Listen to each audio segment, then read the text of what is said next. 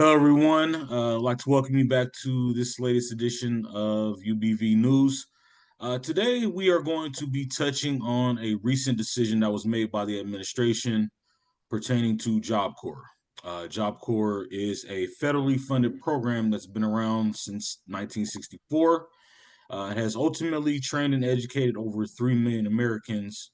And as of recently, the administration decided to cut this program completely, and all campuses are going to be shutting down effective June 30th. And it's caused a lot of riffle throughout the country because it is a program that, one, has been around for such a long time, but two, has made such a very significant impact on the lives of a lot of youth in our country over the decades. So, first, we'll go ahead and start off with you, Matt. What's your thoughts on the whole situation with the Job Corps program being terminated? Well, I think the first thing people are going to do is try to rationalize it. Like, oh man, John, why did they cut it? Man, they cut it because they fucking could. That's why. I can see him in the meeting and they telling Trump, hey, we want to cut Job Corps. He was like, why would you want to cut that? He probably think it's a Fortune 500 company. Job Corps, I don't know. Did they donate? And then they probably told him like, no, they train people to get jobs. How stupid is that? Why are you gonna call yourself Job Corps and these people are unemployed? You know what I'm saying? So they just cut it. Yeah, I think that's what's happening, and this is what's bad because I've talked to people who work in the training space for different cities, whatever like that. So I had conversations today. And this is what's happening. So Job Corps closes, right? All the people lose their jobs. What happens if you lose your job? You're like, man, fuck this job. So a lot of people are leaving early. They're like, I'm done. I'm not even gonna stay the 2 weeks, right? So this is what ends up happening, and this is why it's so bad. Students have got transcripts that don't get finished. Somebody just was about to finish their GED. They don't get that. So a lot of the information and progress that they were making is lost because nobody's there to pass that on. So that's one of the small things that's happening that people don't even realize. I was waiting on Yeah. Ivory, you want to add to No. that? Oh yeah, let me throw my 2 cents in there. I didn't know it was just a lag. But yeah, so I can't do my best Trump impression like Matt. I think that Trump impression you got me, man.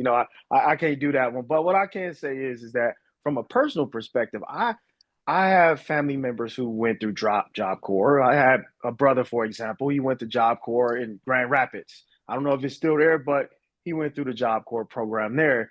And that was kind of like a second chance for him. And I saw when my brother left before him and the after him. And I have to tell you, like the after him going to Job Corps, I felt like he actually accomplished something in life. He felt like he got through something and he did something. And he just felt like a different type of person. He had more confidence. He had more hope in his future. And he felt like he could just do what he needed to do.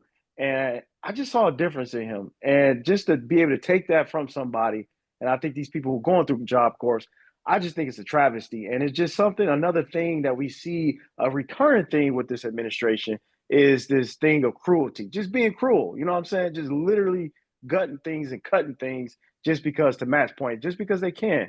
And I think that's just something that people need to be more cognizant of. Yeah, with me, and I'll ask everybody to excuse my language ahead of time. You guys know how passionate I am about Job Corps.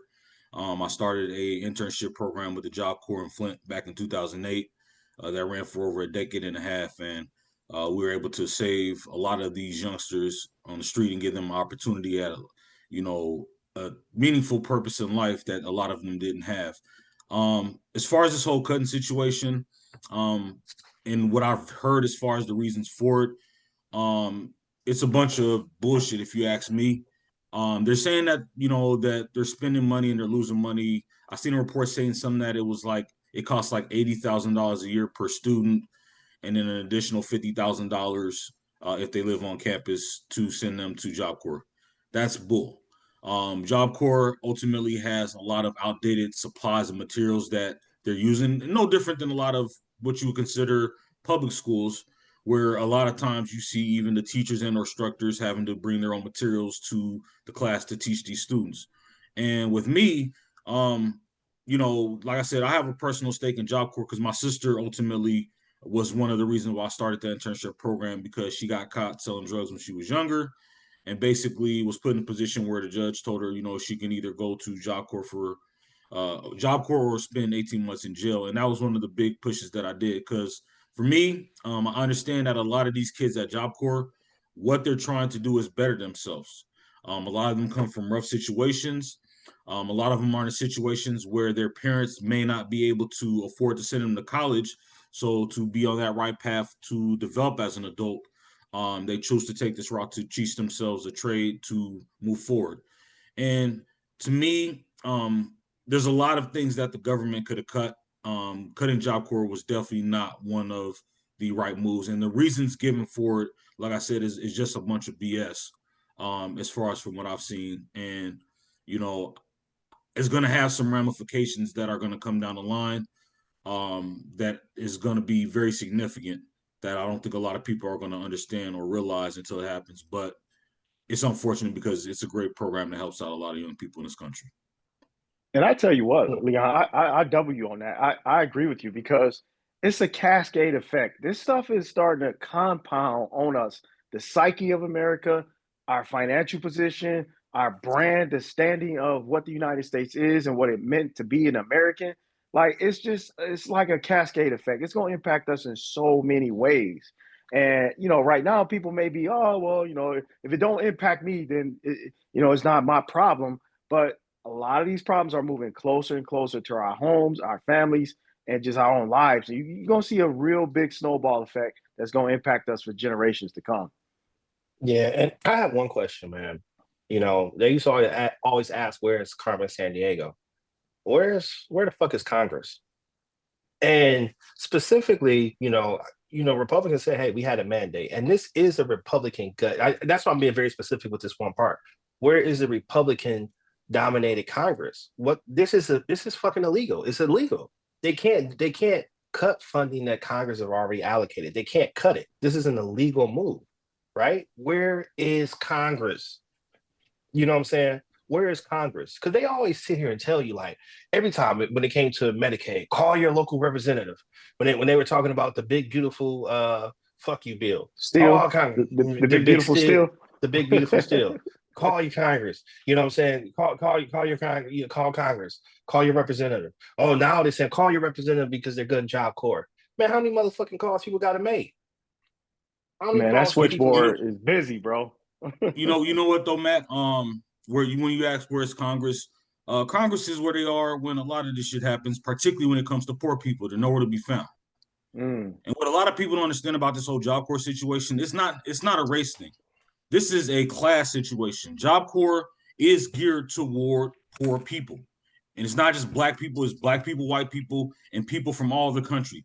There are 121 Job Corps centers in this country, DC, and Puerto Rico. And they are geared toward poor people. It's class warfare. This is bigger than racism, and ultimately Congress doesn't give a shit because, again, it's affecting poor people. And they will discard it and push it to the side, just like they did with the whole situation in Flint with the water. You guys both are in Michigan with me. You guys know where we reside at now, particularly where I live in a suburb, and where you guys live. If that situation happened in Flint, it would have got fixed probably within a week or two at most. It took years to fix it because of Flint is a poor area that they just didn't give a shit about. And it's an unfortunate situation, but ultimately a move like this is basically geared toward attacking the lower class because this is where most of these students come from. The kids that are going there because their parents can't send them to college, that's where they go, is to a Job Corps. Those kids whose parents can afford to drop $100,000 a year in tuition, they're not the ones at Job Corps. These are the people in lower income situations who are being sent, and that's who it's affecting ultimately. And that's where our Congress is nowhere to be found because they don't give a shit about poor people. Let's be honest about it. Yeah, and I would say this about Congress, man. Like, let's keep it a buck, man. Like, let's keep it a bean, bro. I think at this point it's on the people now. Like Congress, they showed their hand. The president, this administration, everybody showed their hand. I think it's upon us, the people. Like the people, we need to be more active. We can't no longer be sitting on the sidelines complaining about what this person doing, what that person doing. No, we need to be active. What I mean by active is you need to understand that elections have consequences, man. You can't just sit here and say voting don't matter. Because if anything, y'all probably getting a master class on this stuff. Elections matter, voting matters, who you vote for matters, and what you ask for during the election and the campaign matters. If somebody just coming out there just running off culture wars, running off crazy stuff, and they have no agenda, and you ain't asking for no agenda, then guess what, man? Like, you can't get mad when they start cutting and gutting stuff. So that's why we have a survey. We do have a survey because we do want to hear your voice, because 2028 is coming up really quick and we need to hear your voice. So we do have a survey to hear your voice. Go to blackagenda2028.com, fill out the survey because we want to hear what you got to say. What's some of the issues that you have so we can address these issues and bring this to Congress, and then we can hold them accountable to something. Because, and I know I'm on my soapbox, I'm going to say this real quick, because for far too long, we have literally written blank checks to Democrats, Republicans, whatever. I don't care what the party is. We've written blank checks to these people, and they have no accountability to us because we just write blank checks in terms of our vote. We need to stop that crap. We need to get engaged, and we need to get out here and vote like our life depends on it, because it does. 100%. So as he stated, make sure you go ahead and take the survey at blackagenda2028.com. We need to hear your voice and what's most important to you. There's too much going on in this country right now to understand that our vote is that important, and it's going to affect not only our lives, but the future generations on this earth. We need your feedback. Log on to blackagenda2028.com. Take the survey. Let us know what's most important for you. And ultimately, you will be entered into a chance to win an iPhone 17 just for basically speaking what's most important to you. Thank you, gentlemen. And we are out. Take care.